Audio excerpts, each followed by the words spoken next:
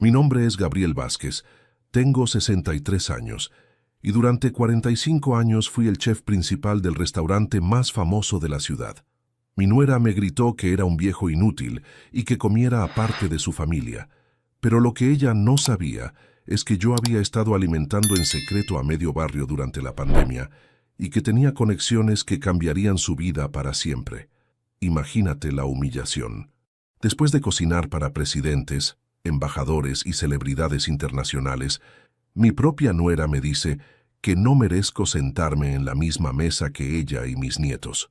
Todo empezó un domingo por la tarde, cuando llegué a casa de mi hijo Rodrigo con las manos llenas de bolsas del mercado. Como siempre, había comprado los mejores ingredientes para preparar el almuerzo familiar.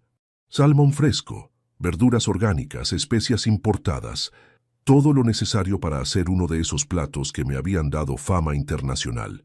Pero cuando entré a la cocina, mi nuera Valentina estaba allí con los brazos cruzados y una cara que helaba la sangre. «Gabriel, tenemos que hablar», me dijo con esa voz que usaba cuando estaba a punto de explotar. «Los niños ya comieron pizza que pedimos, así que no necesitamos que cocines nada. No necesitamos que cocines nada». Esas palabras me dolieron más que cuando me quemé con aceite hirviendo en mis primeros años como aprendiz. «Pero Valentina», les dije, «yo compré todo esto pensando en hacer algo especial para la familia. Es domingo. Siempre cocinamos juntos los domingos». «Mira, Gabriel», me interrumpió, «creo que ya es hora de que entiendas algo. Esta no es tu casa. Rodrigo y yo tenemos nuestras propias tradiciones ahora, y francamente tu comida es demasiado complicada para los niños. Demasiado complicada». Mi comida que había recibido elogios en las revistas gastronómicas más prestigiosas del mundo. Además, siguió diciendo mientras se acercaba a mí como un depredador, «Los domingos son para la familia nuclear. Si querés comer acá, podés hacerte algo simple en la cocina y comértelo aparte. Los niños necesitan acostumbrarse a comer como una familia normal, no como si estuvieran en un restaurante elegante. Normal. Como si 45 años de carrera culinaria fueran algo anormal, algo de lo que avergonzarse. Pero ahí viene lo que ella no sabía.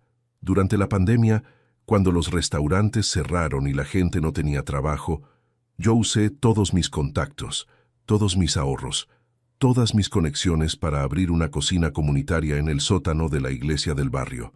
Cocinaba para 300 familias todos los días. Empresarios, políticos, incluso el intendente de la ciudad me llamaban para agradecerme por lo que estaba haciendo. Pero mi propia nuera creía que yo era solo un viejo que molestaba en su cocina. Esa tarde, después de que Valentina me dejara claro que no era bienvenido en su mesa, me senté solo en la cocina, comiendo un sándwich mientras escuchaba las risas de mis nietos en el comedor. Sofía, de 8 años, y Matías, de 6 años, mis tesoros, comiendo pizza procesada mientras yo tenía en mis manos los ingredientes para hacer el mejor risotto de mariscos que hubieran probado en su vida.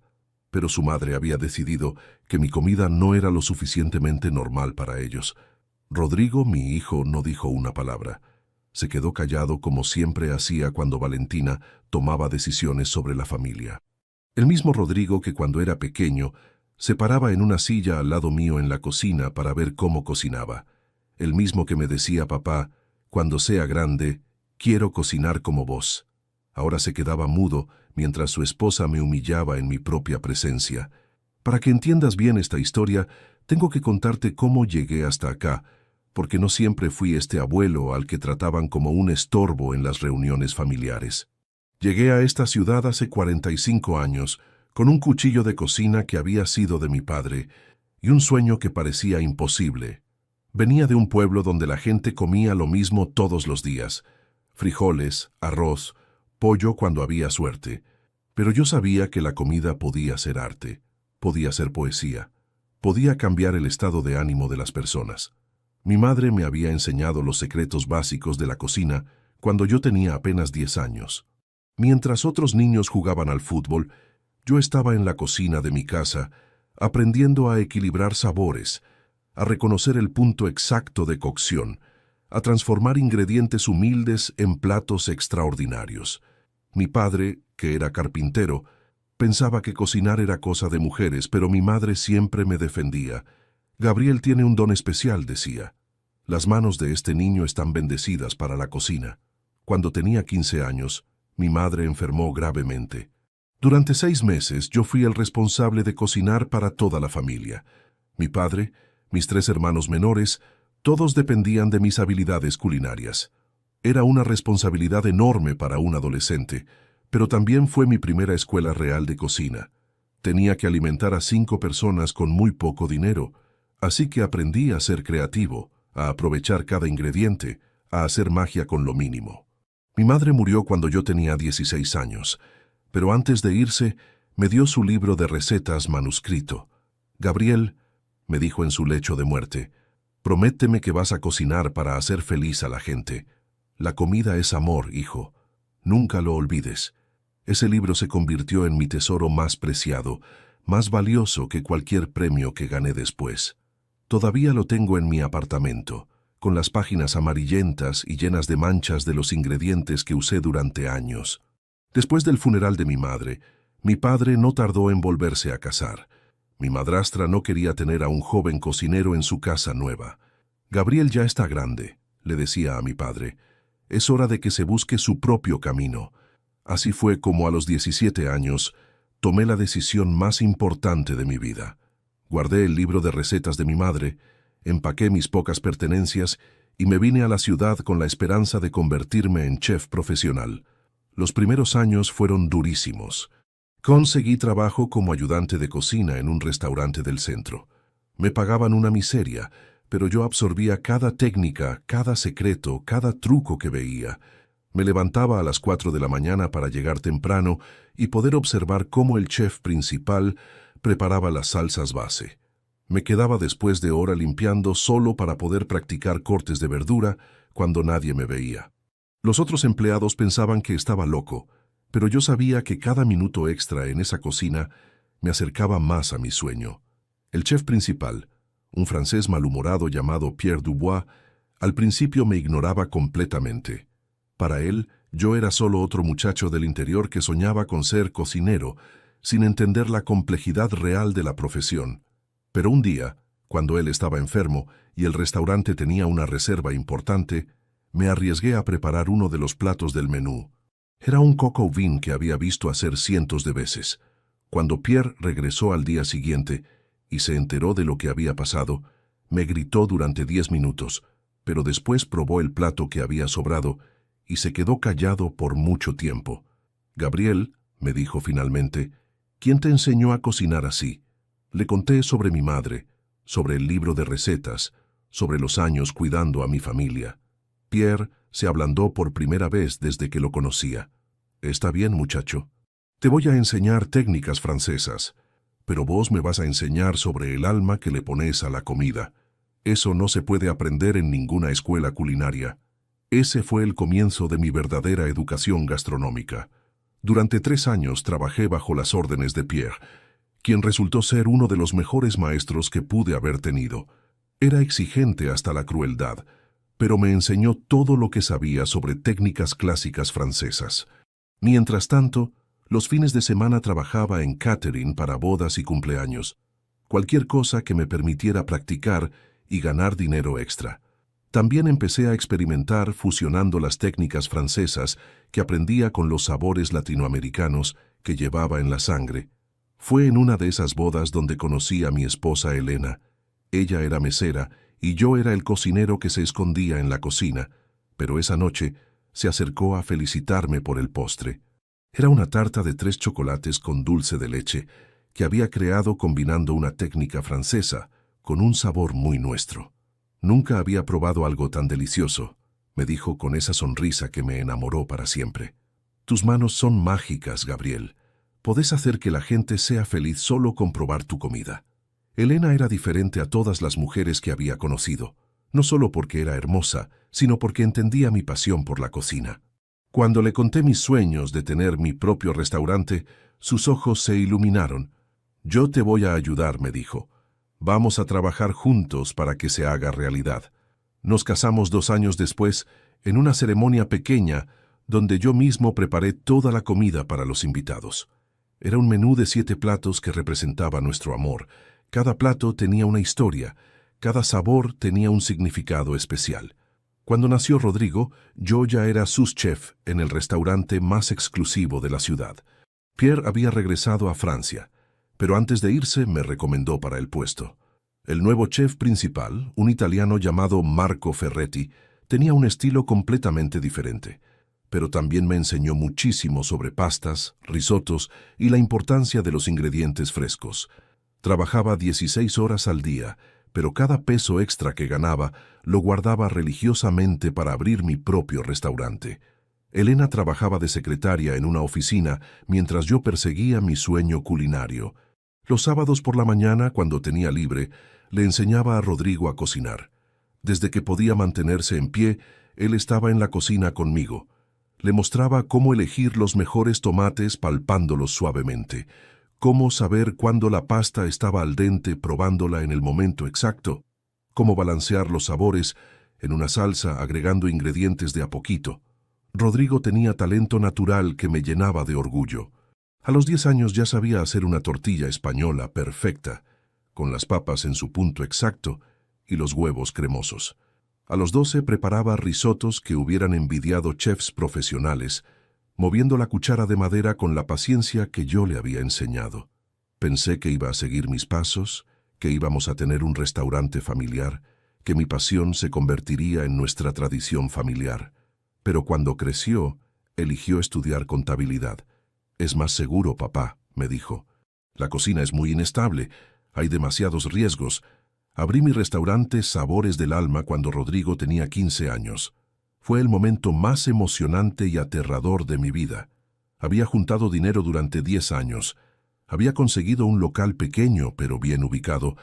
Había diseñado cada detalle del menú, pensando en la fusión perfecta entre técnicas internacionales y sabores locales. Elena dejó su trabajo para manejar la administración del restaurante. Éramos un equipo perfecto. Ella se encargaba de los números y yo me dedicaba completamente a la cocina. Los primeros meses fueron una montaña rusa emocional. Algunos días teníamos el restaurante lleno y no dábamos abasto. Otros días venían solo 3 o 4 personas, y yo cocinaba con el corazón partido, pensando que iba a fracasar. Pero poco a poco fuimos ganando reputación. Los críticos gastronómicos empezaron a hablar de nosotros.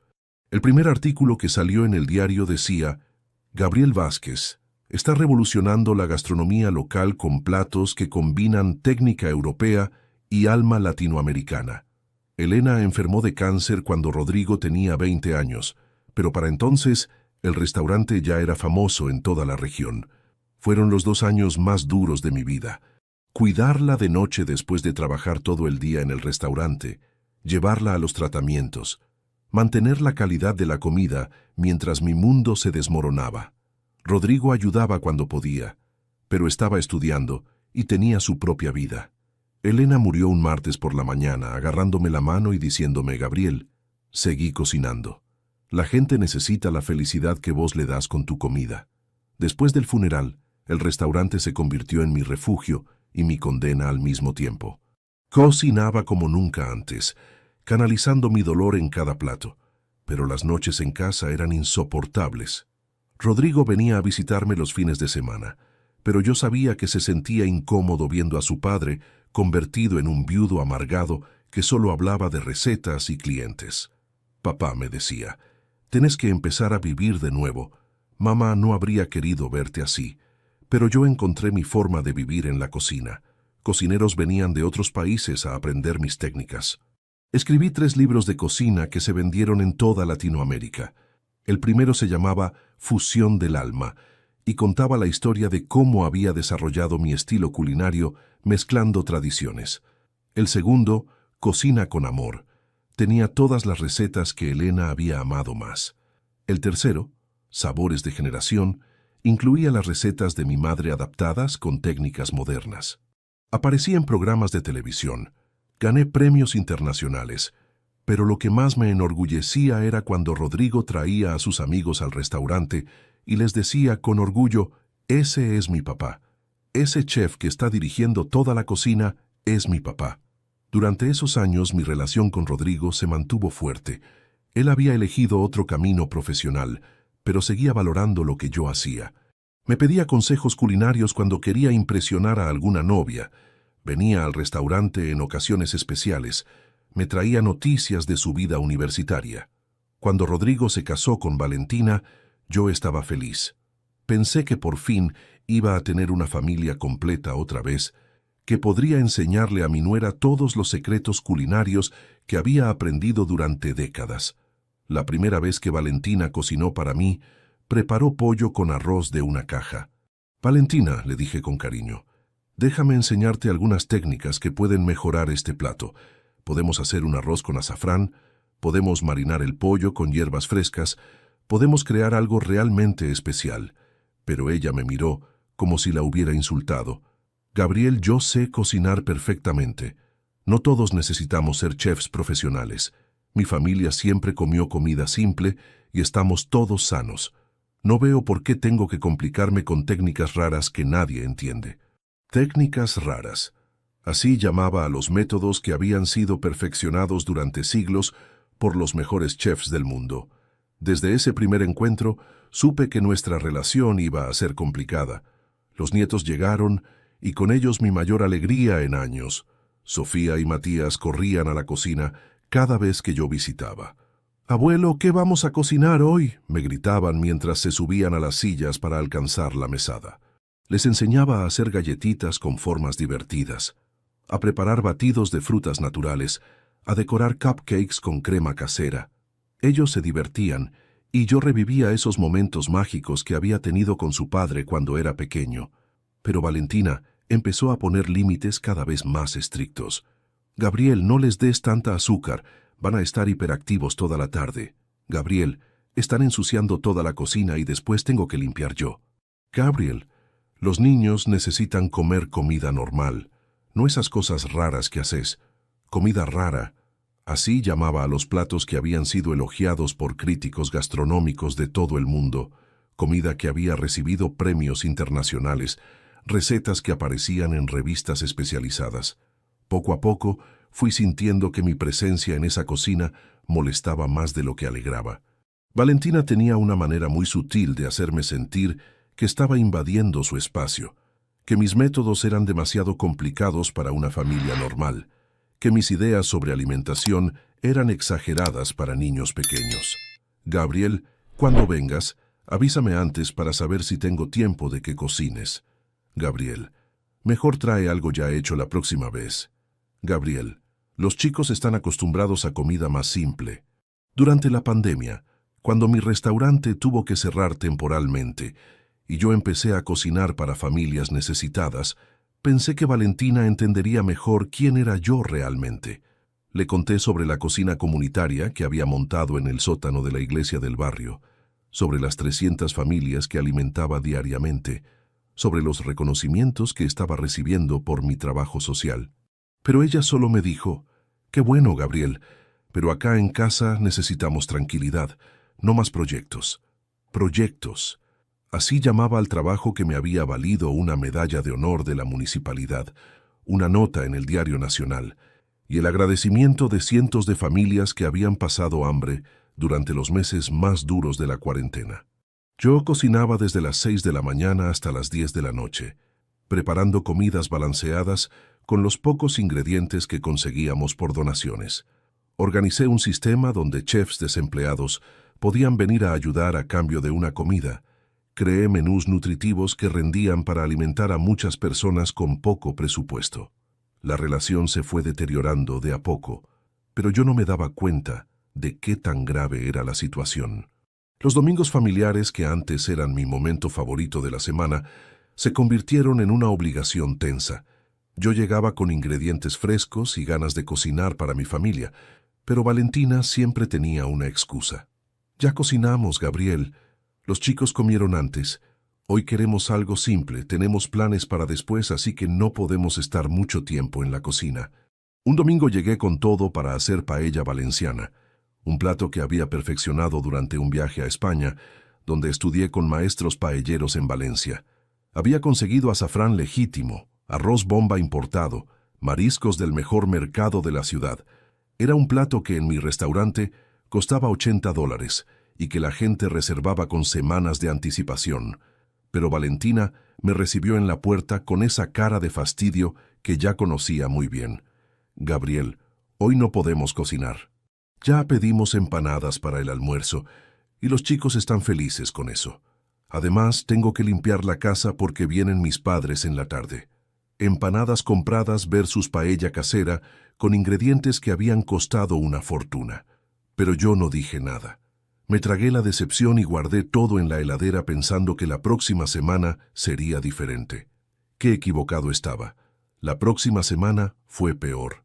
Llegué con ingredientes para hacer mi famoso cordero patagónico, con hierbas, un plato que había ganado premio en un concurso internacional. Pero Valentina me dijo que habían decidido hacer una dieta más saludable y que no querían comer carne roja. «Está bien», les dije, «puedo hacer salmón con verduras al vapor». «Ah, no, los chicos no comen pescado», me respondió. «Bueno, puedo hacer una pasta con salsa de tomates frescos y albahaca. Los chicos prefieren la salsa de sobre, es más suave para ellos». Cada sugerencia que hacía era rechazada con alguna excusa. Los ingredientes que compraba eran demasiado caros, demasiado sofisticados, demasiado complicados para una familia normal. Normal. Esa palabra se convirtió en mi pesadilla, como si 45 años de experiencia culinaria fueran algo anormal, como si crear platos deliciosos fuera una excentricidad que no tenía lugar en una casa de familia. Hasta que llegó ese domingo en que todo cambió para siempre. Llegué como siempre, con bolsas llenas de ingredientes frescos, esta vez para hacer risotto de hongos porcini con trufa, una receta que había desarrollado especialmente pensando en mis nietos. Pero cuando entré a la cocina, Valentina estaba allí esperándome con los brazos cruzados y una expresión que no había visto nunca antes. Era una mezcla de hartazgo, desprecio y determinación que me heló la sangre. «Gabriel, tenemos que hablar seriamente», me dijo con una voz que no admitía discusión. «Esta situación no puede seguir así. Vos venís acá todos los domingos con tus ingredientes raros, querés cocinar cosas que a los chicos no les gustan, ensucias toda mi cocina y después yo tengo que limpiar. Los niños ya comieron pizza que pedimos y están contentos así. No necesitamos que vengas a complicar todo con tus experimentos culinarios». Experimentos culinarios. Así llamaba a recetas que habían sido publicadas en revistas internacionales, que habían sido servidas a diplomáticos y celebridades, que formaban parte de menús de degustación que la gente pagaba fortunas por probar. «Pero Valentina», les dije tratando de mantener la calma, «yo pensé que podíamos pasar un momento lindo cocinando juntos. Es una tradición familiar que quiero compartir con mis nietos». «Mira, Gabriel», me interrumpió acercándose a mí como si fuera a atacar, «creo que ya es hora de que entiendas algo de una vez por todas. Esta no es tu casa, esta es mi casa, mi cocina, mi familia. Rodrigo y yo tenemos nuestras propias tradiciones ahora, y francamente tu comida es demasiado complicada para los niños. Ellos necesitan acostumbrarse a comer comida normal, no esas cosas raras que haces vos. Además», siguió diciendo mientras su voz se volvía cada vez más agresiva, «los domingos son para la familia nuclear. Si querés comer acá, te podés hacer algo simple en la cocina y comértelo aparte de nosotros. Los niños no necesitan verte ahí sentado en la mesa como si fueras el patriarca de la familia. Ellos tienen que aprender a respetar la autoridad de sus padres, no la de un abuelo que vive en el pasado». Esas palabras me pegaron como una bofetada. Comértelo aparte. Como si yo fuera un empleado doméstico, como si no mereciera compartir la mesa con mi propia sangre. Un abuelo que vive en el pasado, como si mis 45 años de carrera culinaria fueran nostalgias de un viejo chocho que no entendía los tiempos modernos. Pero lo que más me dolió fue ver a Rodrigo parado en el marco de la puerta, escuchando todo, sin decir una palabra en mi defensa. «Rodrigo», le dije mirándolo directamente, «vos también pensás que tengo que comer aparte de mi familia». Mi hijo bajó la vista como un niño regañado. «Papá, vos sabés que Valentina tiene razón en algunas cosas. Los chicos están acostumbrados a comer de cierta manera, y cuando vos venís con esas comidas tan elaboradas, se ponen difíciles después con la comida normal». «¿Comida normal?» Mi propio hijo también había adoptado esa palabra como si fuera un insulto dirigido a mí. «Está bien», Les dije con una voz que no reconocía como mía. Si eso es lo que quieren, así va a ser. Me dirigí a la cocina, saqué 2 rebanadas de pan de molde de la alacenera, les puse un poco de jamón y queso que encontré en la heladera y me senté solo en la mesada de la cocina a comer mi sándwich mientras escuchaba las risas de mis nietos en el comedor. Sofía y Matías, mis tesoros, comiendo pizza procesada mientras yo tenía en mis manos trufa negra importada de Francia. Desde mi lugar en la cocina podía ver la mesa del comedor. Valentina servía las porciones de pizza como si fuera la anfitriona de una cena elegante. Rodrigo hacía chistes que provocaban las risas de los niños. Mis nietos comían con ganas, ajenos a la humillación que su abuelo estaba viviendo a pocos metros de distancia. Era una escena familiar perfecta, solo que yo había sido excluido de ella como si fuera un elemento tóxico que contaminaba su normalidad. Pero ahí viene lo que Valentina no sabía, lo que mi propio hijo no sabía, lo que nadie en esa familia sabía. Mientras ellos me veían como un abuelo obsesionado con la cocina que molestaba con sus ideas raras, yo había estado construyendo algo mucho más grande de lo que se imaginaban. Durante la pandemia, cuando mi restaurante cerró temporalmente, no solo había montado una cocina comunitaria para ayudar a familias necesitadas. Había estado trabajando en secreto con productores de televisión para desarrollar un programa que revolucionaría la forma en que las familias se relacionan con la comida. Un programa que ya estaba aprobado, que ya tenía presupuesto, que ya había empezado a grabarse con otras familias. Un programa donde yo era la estrella principal, donde mi experiencia culinaria se convertía en una herramienta para sanar relaciones familiares rotas por la falta de comunicación y las tradiciones perdidas. Esa misma noche, cuando llegué a mi apartamento solo y furioso después de haber comido aparte, como un paria en la casa de mi propio hijo, sonó el teléfono. Era Lucía Morales, la productora ejecutiva del canal de televisión más importante del país. Gabriel, tengo noticias increíbles. El programa Rescate Culinario fue aprobado por la dirección del canal. Van a darnos el horario principal de los sábados por la noche. Queremos empezar a grabar la temporada completa el mes que viene. Rescate Culinario era mi proyecto más ambicioso y personal. La idea había surgido durante los meses más duros de la pandemia, cuando vi cómo las familias se habían desconectado, no solo físicamente, sino emocionalmente. Padres que trabajaban tanto que habían olvidado cómo cocinar para sus hijos, abuelos que vivían solos, mientras sus familias comían comida rápida todos los días, tradiciones culinarias que se perdían porque nadie se tomaba el tiempo de transmitirlas. El concepto del programa era simple pero poderoso.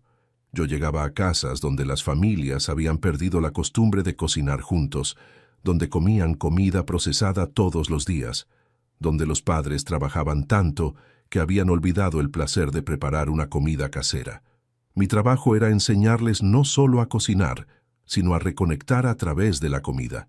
Era exactamente lo que había estado haciendo durante la pandemia en la cocina comunitaria, pero ahora con alcance nacional. Durante 6 meses había estado grabando episodios piloto con familias voluntarias. Los resultados habían sido extraordinarios. Familias que no se hablaban durante las comidas redescubrían la importancia de conversar mientras cocinaban juntos.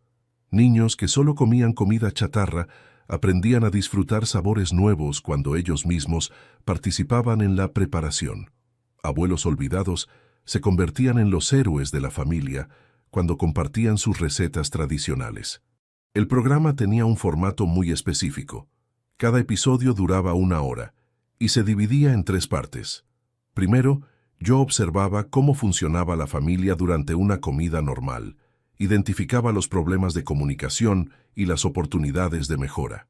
Segundo, trabajaba con todos los miembros de la familia para planificar y preparar una comida especial juntos. Tercero, filmábamos la cena final donde la familia redescubría el placer de compartir una mesa preparada con amor y trabajo en equipo. Lucía me explicó que el canal había hecho estudios de mercado y que la respuesta del público había sido abrumadoramente positiva. Gabriel, me dijo, la gente está hambrienta de este tipo de contenido. Familias reales que aprenden a conectarse de nuevo, tradiciones culinarias que se recuperan, abuelos que vuelven a ser valorados por su sabiduría, tu historia personal, tu experiencia en la cocina comunitaria durante la pandemia. Todo eso te convierte en el conductor perfecto para este programa. Pero había algo más que Lucía no sabía, algo que yo no le había contado a nadie. Durante esos meses de grabación de episodios piloto, había estado pensando en mi propia familia, en cómo Rodrigo había perdido la conexión con la cocina que habíamos compartido cuando era niño, en cómo Valentina rechazaba sistemáticamente todo lo que yo tenía para ofrecer, en cómo mis nietos estaban creciendo sin conocer la tradición culinaria de su familia. «Gabriel», me dijo Lucía esa noche por teléfono, «tengo una propuesta que puede interesarte. Para el primer episodio de la temporada oficial, queremos hacer algo especial, algo que te permita mostrar tu talento de una manera muy personal. Queremos que trabajes con una familia que tenga problemas similares a los que has visto en tu propia experiencia. Una familia donde el conocimiento culinario existe, pero no se valora». Le expliqué mi situación sin dar nombres específicos. Una familia donde el abuelo chef es marginado por la nuera, donde los nietos comen comida procesada, mientras el abuelo es tratado como un estorbo, donde años de experiencia culinaria son despreciados porque no encajan con lo que ellos llaman normalidad. Lucía se entusiasmó inmediatamente. «Gabriel, esa historia es perfecta para nuestro programa, pero necesitamos que sea una sorpresa total. La familia no puede saber que vos estás involucrado hasta el momento de la grabación». El plan era simple pero efectivo. El programa contactaría a mi familia como si hubieran sido seleccionados al azar entre miles de familias nominadas para participar en Rescate Culinario. Dirían que una persona anónima los había recomendado porque había notado que tenían una desconexión familiar relacionada con la alimentación y las tradiciones culinarias. La familia aceptaría pensando que iban a salir en televisión nacional y recibir una transformación gastronómica gratuita, sin saber que el chef que llegaría a su casa sería su propio suegro y padre. Durante la semana siguiente, mientras el equipo de producción preparaba todos los detalles legales y técnicos, yo seguí visitando a Rodrigo como siempre. Valentina mantuvo su actitud hostil. Incluso pareció empeorar después de aquella tarde en que me hizo comer aparte. Ahora ni siquiera fingía cortesía cuando yo llegaba. «Gabriel, los chicos están haciendo la tarea, no podés estar en la cocina haciendo ruido. Gabriel, hoy no es un buen día para visitas largas. Gabriel, trajiste demasiada comida otra vez, no tenemos lugar en la heladera». Los domingos siguieron siendo humillantes. Cada vez que llegaba con ingredientes frescos y esperanzas renovadas de cocinar para mi familia, me encontraba con la misma pared de indiferencia y rechazo. Un domingo llevé todo para hacer empanadas caseras, la receta que mi madre me había enseñado cuando era niño, pero Valentina me dijo que ya habían comprado empanadas en la panadería y que no necesitaban más. Cuando le expliqué que las mías tenían un relleno especial con carne que marinaba durante 24 horas, me respondió que las compradas estaban perfectas y que no había que complicar tanto algo tan simple, pero yo sabía que todo iba a cambiar muy pronto. Cada comentario despectivo que hacía, cada vez que me mandaba a comer solo, cada vez que desestimaba mi experiencia culinaria como excentricidades de un viejo, se volvía más dolorosa porque yo sabía lo que se venía. Cada pizza que compraba en lugar de aceptar que yo cocinara, cada empanada industrial que servía, mientras mis ingredientes se echaban a perder en la heladera, cada momento en que mis nietos comían comida procesada, mientras su abuelo chef era ignorado, todo se estaba acumulando hacia un momento de revelación que cambiaría nuestra familia para siempre. El miércoles de esa semana, Rodrigo me llamó desde su oficina con una voz que no podía ocultar la emoción. «Papá, no vas a creer lo que acaba de pasar. Nos llamaron de la televisión, del canal principal. Nos seleccionaron para participar en ese programa donde viene un chef famoso a enseñar a las familias a cocinar. Se llama Rescate Culinario y está súper de moda». Valentina está enloquecida de felicidad. Ya empezó a planificar qué se va a poner para salir en televisión. Fingí sorpresa y entusiasmo. «Qué increíble, hijo. Ese programa lo he visto algunas veces. Está muy bueno. El chef que conduce es muy talentoso. Enseña técnicas muy interesantes». Rodrigo siguió hablando sin parar. Van a venir el sábado con todas las cámaras, van a grabar durante todo el día. Nos dijeron que van a transformar nuestra forma de relacionarnos con la comida. Valentina ya está pensando en invitar a todas sus amigas para que vean el episodio cuando salga al aire. Esa noche, Valentina me llamó por primera vez en meses. No para invitarme a algo, no para pedirme ayuda, sino para presumir sobre su próxima aparición televisiva. Gabriel, me dijo con una voz que rebosaba satisfacción, nos eligieron para estar en televisión nacional. Van a venir a casa el sábado a grabar un programa sobre cocina familiar. Por fin, vamos a tener una cocina que funcione como debe ser, sin complicaciones innecesarias, sin complicaciones innecesarias. Otra puñalada dirigida a mis años de experiencia culinaria. «Qué bueno, Valentina», le respondí manteniendo un tono neutral. «Seguramente va a ser muy educativo para todos». «Ay, sí», me dijo, «va a ser increíble. El chef que viene es súper famoso, sale en todas las revistas. Va a enseñarnos a cocinar cosas ricas pero normales, no como esas preparaciones raras que haces vos que nadie entiende». El viernes por la noche, el equipo de producción llegó a casa de Rodrigo para instalar las cámaras y preparar todo el equipamiento técnico. Lucía explicó a la familia que el chef llegaría al día siguiente temprano en la mañana y que sería una sorpresa hasta el último momento. «Es parte de la dinámica del programa», les dijo. «Queremos capturar las reacciones genuinas de las familias cuando conocen al chef que va a trabajar con ellos». Valentina pasó toda la noche despierta, eligiendo la ropa que se iba a poner, practicando frente al espejo qué iba a decir cuando las cámaras la enfocaran, imaginándose cómo iban a reaccionar sus amigas cuando la vieran en televisión nacional. Rodrigo me contó después que ella había llamado a su madre, a su hermana, a todas sus compañeras de trabajo para contarles sobre su próxima fama televisiva. «Gabriel», me dijo mi hijo, nunca había visto a Valentina tan emocionada por algo. El sábado por la mañana me levanté a las 5, 3 horas antes de lo necesario, no porque estuviera nervioso, sino porque tenía que prepararme mental y físicamente para el momento más importante de mi vida familiar. Me duché con calma, me afeité cuidadosamente, me puse mi mejor uniforme de chef, el que tenía bordado mi nombre y todos mis títulos culinarios.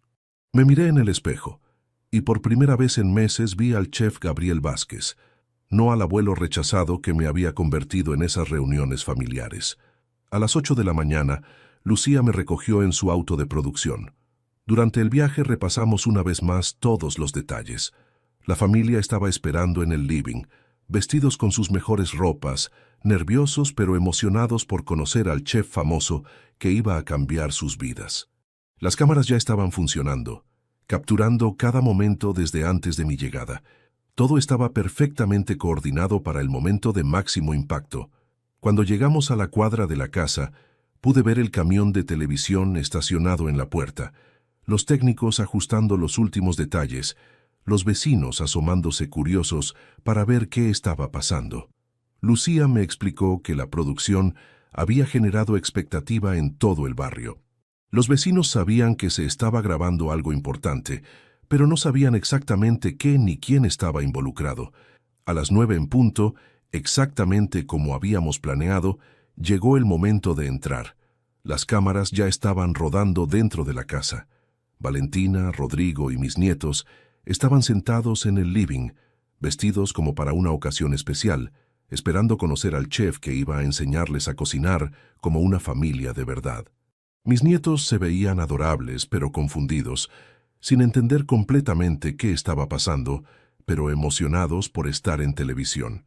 Lucía entró primero para hacer la presentación oficial. «Familia», dijo con su voz de conductora profesional, «estamos muy felices de tenerlos en Rescate Culinario. Sé que han estado esperando con muchas ganas conocer al chef que va a trabajar con ustedes durante estos 3 días. Es una leyenda de la gastronomía nacional, autor de 3 libros de cocina, ganador de múltiples premios internacionales, el chef que revolucionó la escena culinaria de nuestra ciudad». La tensión en el aire era palpable. Pude imaginar a Valentina conteniendo la respiración, a Rodrigo preguntándose quién sería el chef famoso, a mis nietos esperando con inocente curiosidad. Lucía continuó con la presentación, construyendo el suspense.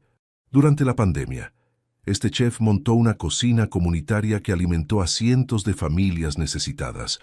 Su trabajo ha sido reconocido no solo en el ámbito gastronómico, sino también en el social. Es un honor presentarles al chef Gabriel Vázquez. Entré por la puerta principal como lo había hecho cientos de veces antes, pero esta vez con las cámaras grabando cada segundo, con la música dramática del programa de fondo, con toda la producción televisiva que rodeaba mi llegada. La primera reacción fue de confusión absoluta. Valentina me miró como si estuviera viendo un fantasma, con los ojos tan abiertos que parecían a punto de salirse de sus órbitas. Su boca se abrió y se cerró varias veces sin emitir sonido, como un pez fuera del agua. Rodrigo se quedó completamente paralizado. Su cara pasó por todas las emociones posibles en cuestión de segundos. Sorpresa, confusión, reconocimiento, vergüenza, orgullo y algo que parecía terror.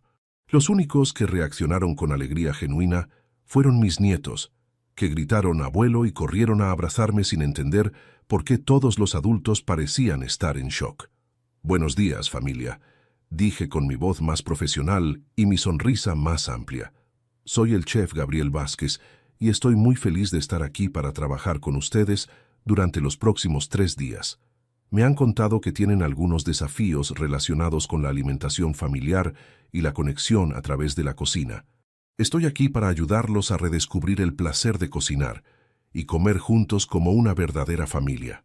Las cámaras capturaron cada matiz de incomodidad en la cara de Valentina. Era evidente que estaba luchando entre el shock de descubrir que su suegro despreciado era el chef famoso del programa y la necesidad de mantener la compostura frente a las cámaras nacionales. Su sonrisa parecía pintada, forzada hasta el punto de volverse casi grotesca. Rodrigo intentaba recomponerse, pero seguía mirándome como si fuera la primera vez que me veía en su vida. Lucía, siguiendo perfectamente el guión que habíamos preparado, continuó con la presentación formal. «Chef Vázquez, esta es la familia que va a tener el honor de trabajar con usted. Los padres, Rodrigo y Valentina, y sus 2 hijos, Sofía y Matías. Nos han contado que han perdido un poco la conexión con la cocina casera y que están interesados en redescubrir las tradiciones culinarias familiares».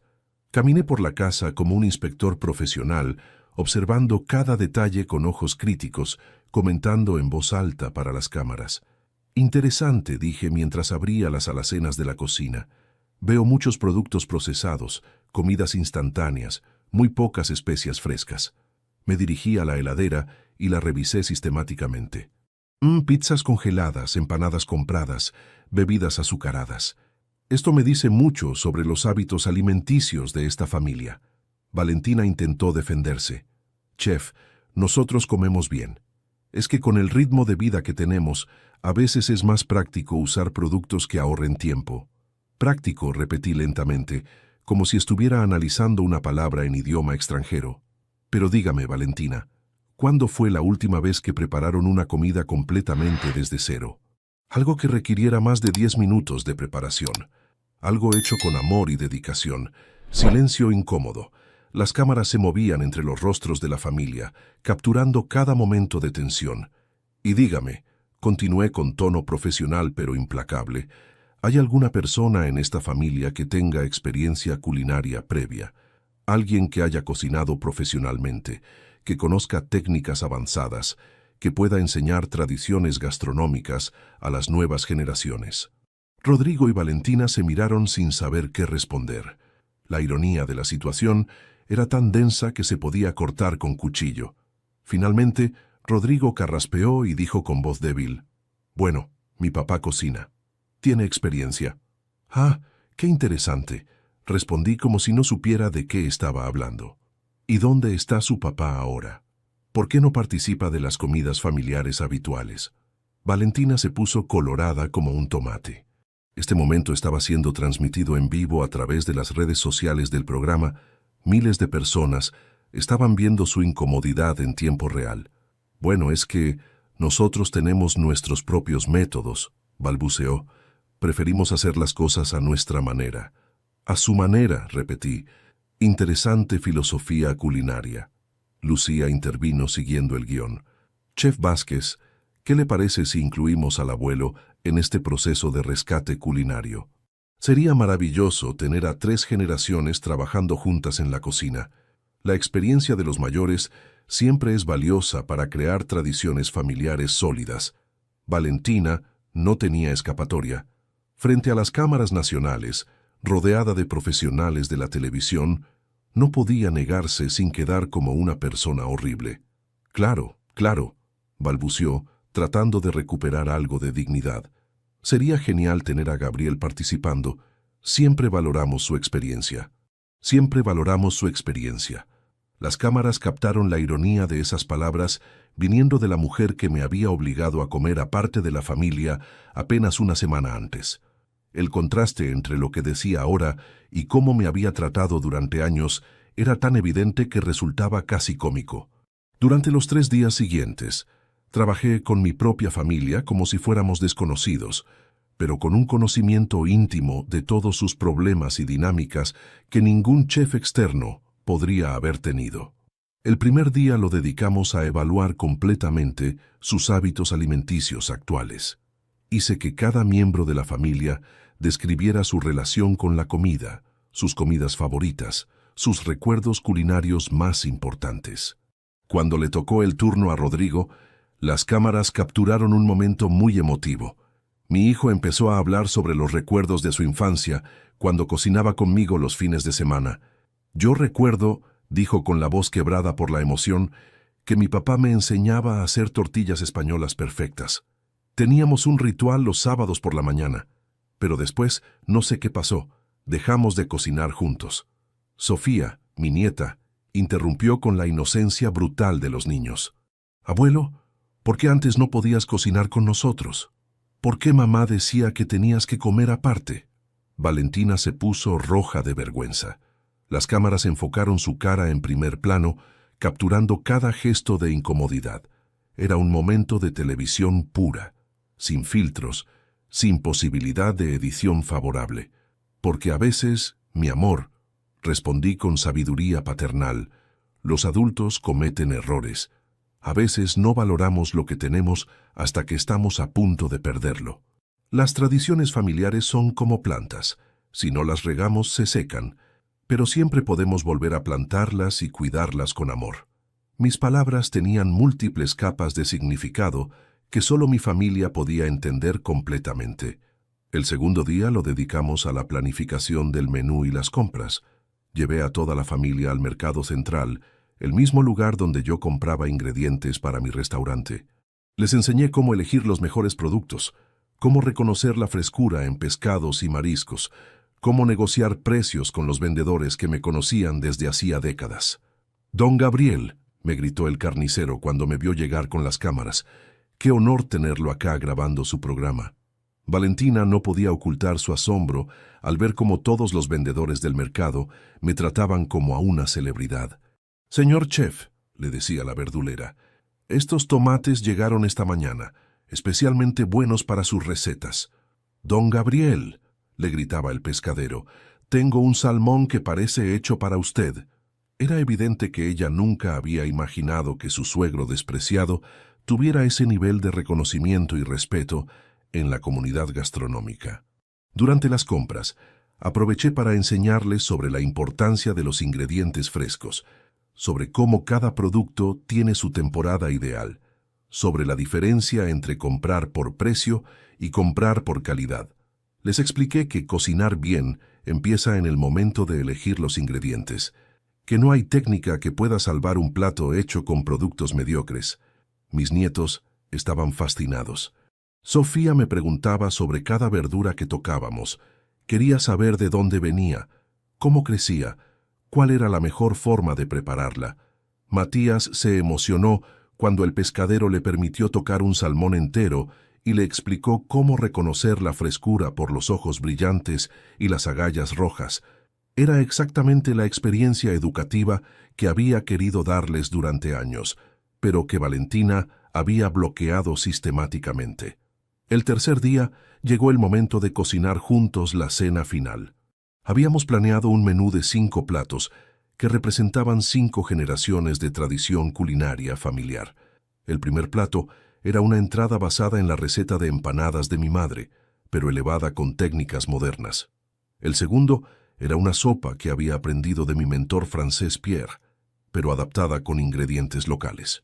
El plato principal era mi famoso cordero patagónico con hierbas, el mismo que había querido preparar semanas antes, pero que Valentina había rechazado porque estaban a dieta. El cuarto plato era un risotto que Rodrigo había amado cuando era niño, preparado exactamente como él lo recordaba. El postre era una innovación mía, un flan con dulce de leche y frutas frescas que combinaba tradición argentina con técnicas francesas. Mientras cocinábamos, algo mágico empezó a suceder. Rodrigo redescubrió habilidades que había olvidado, movimientos que tenía grabados en la memoria muscular desde la infancia. Valentina, a pesar de su resistencia inicial, empezó a entender por qué yo insistía tanto en ciertos detalles técnicos. Mis nietos trabajaban con una concentración y un entusiasmo que nunca había visto en ellos cuando cocinaban comida procesada. Las cámaras capturaron cada momento de reconexión familiar. Rodrigo ayudando a Sofía a amasar la masa de las empanadas con la misma paciencia que yo había tenido con él 30 años antes. Valentina admitiendo que nunca había probado hierbas tan frescas y aromáticas.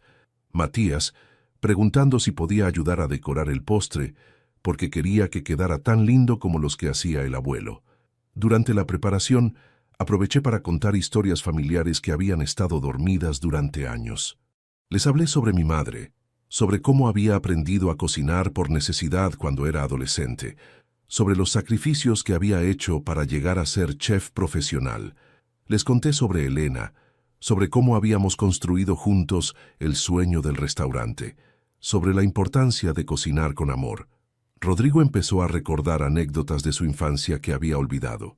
«Papá», me dijo mientras preparábamos el risotto, «me acuerdo de cuando me enseñaste a revolver en el sentido de las agujas del reloj para que el arroz liberara el almidón lentamente. Me acuerdo de que me decías que el risotto hay que hacerlo con paciencia, que no se puede apurar». Sofía preguntó si ella también podía aprender a hacer risotto como papá había aprendido cuando era chico. Cuando llegó el momento de servir la cena, la mesa estaba puesta como para una ocasión especial. Habíamos usado la vajilla de porcelana que Elena y yo habíamos comprado para nuestro aniversario, copas de cristal que normalmente solo se usaban en Navidad, manteles de lino que habían estado guardados en el armario durante años. Todo tenía un aire de celebración, de reconciliación, de reconexión familiar. La cena fue filmada desde múltiples ángulos. Las cámaras capturaron no solo los platos extraordinarios que habíamos preparado, sino las expresiones de asombro en las caras de mi familia cuando probaron sabores que nunca habían experimentado. Valentina no podía ocultar su sorpresa al probar las empanadas hechas con la receta de mi madre. «Están increíbles, Gabriel», admitió por primera vez sin sarcasmo. Nunca había probado una masa tan crocante por fuera y tierna por dentro. Rodrigo se emocionó hasta las lágrimas cuando probó el risotto. «Papá», me dijo con la voz quebrada, «este sabor me trae recuerdos de cuando era chico. No me acordaba lo mucho que me gustaba cuando vos me dejabas ayudarte en la cocina. ¿Por qué dejamos de hacer esto?» Mis nietos comían con un entusiasmo que nunca había visto cuando les servían pizza o empanadas compradas. Durante la cena, Lucía me pidió que diera mi reflexión final como chef del programa.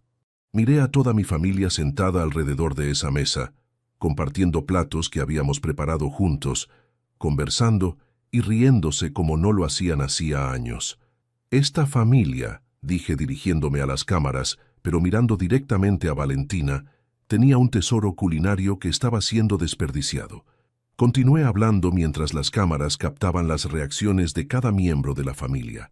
En esta casa había décadas de experiencia gastronómica, recetas familiares transmitidas por generaciones, conocimientos técnicos que podrían haber enriquecido la alimentación de los niños. Pero por alguna razón, todo eso estaba siendo ignorado en favor de comidas rápidas y procesadas.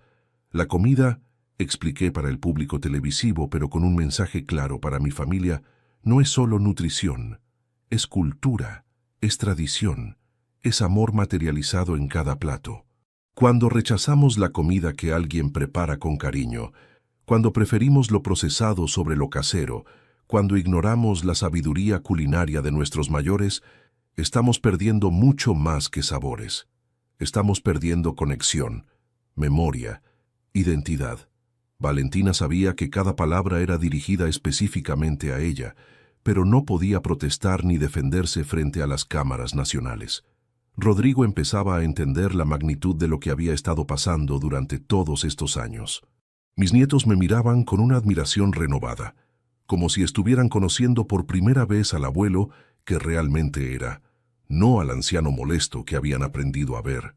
El episodio se emitió 3 semanas después y se convirtió en el más visto en la historia del programa. La respuesta del público fue abrumadoramente positiva y emotiva. Miles de comentarios en redes sociales hablaban sobre la importancia de valorar a los abuelos, sobre la pérdida de tradiciones culinarias familiares, sobre el respeto entre generaciones. Muchas personas compartían historias similares de abuelos marginados por sus propias familias. El hashtag Respeta al abuelo se volvió trending topic durante una semana. Influencers y celebridades compartían el episodio con comentarios sobre sus propias experiencias familiares. Periodistas escribieron artículos analizando el fenómeno sociológico de la pérdida de respeto hacia los mayores en las familias modernas. El programa ganó 3 premios de televisión y fue vendido a otros países de Latinoamérica. Después de la emisión, la vida de Valentina cambió completamente. No podía ir al supermercado, al trabajo o a buscar a los niños al colegio sin que alguien la reconociera como la nuera que había menospreciado al chef famoso. Sus amigas, sus compañeras de trabajo, incluso sus propios padres, la criticaron por cómo me había tratado durante años. La presión social fue tan intensa que no tuvo más opción que cambiar radicalmente su actitud hacia mí. Gabriel, me dijo una semana después de la emisión mientras venía a mi apartamento, con lágrimas en los ojos, quiero pedirte perdón por todo. No tenía idea de quién eras realmente, de todo lo que habías logrado en tu carrera.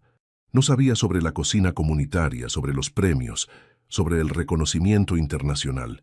Perdóname por haber sido tan ciega, tan orgullosa, tan irrespetuosa contigo. Pero yo ya no necesitaba sus disculpas. Lo que había necesitado durante años era respeto, y eso ya lo había conseguido. No solo de ella, sino de toda mi familia y de miles de personas que habían visto el programa. Mi dignidad había sido restaurada de la manera más pública y definitiva posible.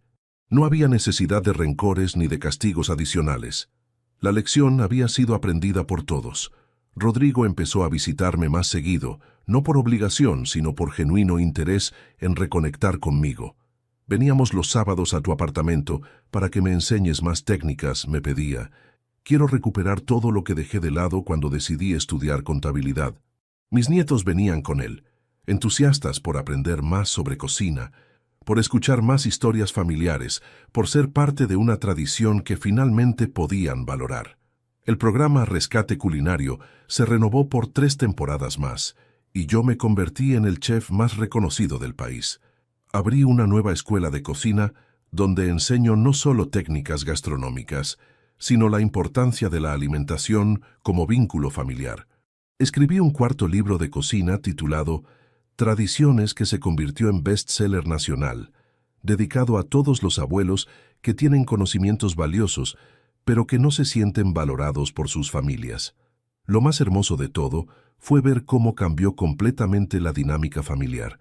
Los domingos volvieron a ser nuestro momento especial, pero ahora con roles claramente definidos y respeto mutuo. Valentina aprendió a valorar genuinamente mi experiencia y a pedirme consejos sobre alimentación infantil. Rodrigo recuperó su conexión perdida con la cocina y empezó a enseñarles a sus hijos las técnicas que había aprendido conmigo en su infancia. Mis nietos crecieron entendiendo que la comida es una forma de demostrar amor y que las tradiciones familiares son tesoros que deben ser cuidados y transmitidos. Sofía, que ahora tiene 10 años, me dice regularmente que cuando sea grande quiere ser chef como su abuelo. Matías desarrolló un paladar sofisticado y puede distinguir especias y ingredientes con una precisión que sorprende a todos los adultos.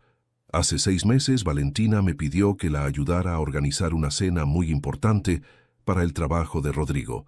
Quería impresionar a los socios de la firma contable con una comida casera elegante que demostrara el nivel cultural de la familia. Trabajamos juntos durante una semana entera, planificando el menú, eligiendo ingredientes, preparando salsas base, coordinando tiempos de cocción. La cena fue un éxito total. Los invitados no podían creer que una comida tan sofisticada hubiera sido preparada en casa.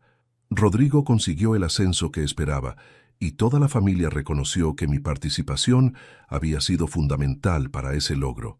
Después de esa noche, Valentina me dijo algo que jamás pensé que escucharía de sus labios. Gabriel, me dijo con sinceridad genuina, mis hijos van a tener la suerte extraordinaria de crecer con un abuelo que es una leyenda de la gastronomía. Yo fui muy tonta durante muchos años al no valorar eso desde el principio.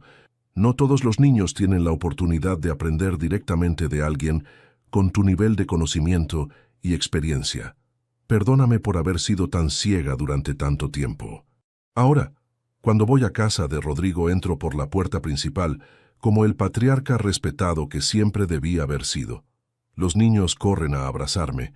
Valentina me pregunta qué vamos a cocinar y pide consejos sobre nutrición infantil. Rodrigo me consulta sobre técnicas culinarias que quiere perfeccionar. La mesa del comedor ya no me está prohibida. Mi lugar está asegurado no solo en esa mesa, sino en el corazón de mi familia. El otro día, mientras cocinábamos todos juntos para celebrar el cumpleaños de Matías, mi nieto me hizo una pregunta que me llegó directo al corazón.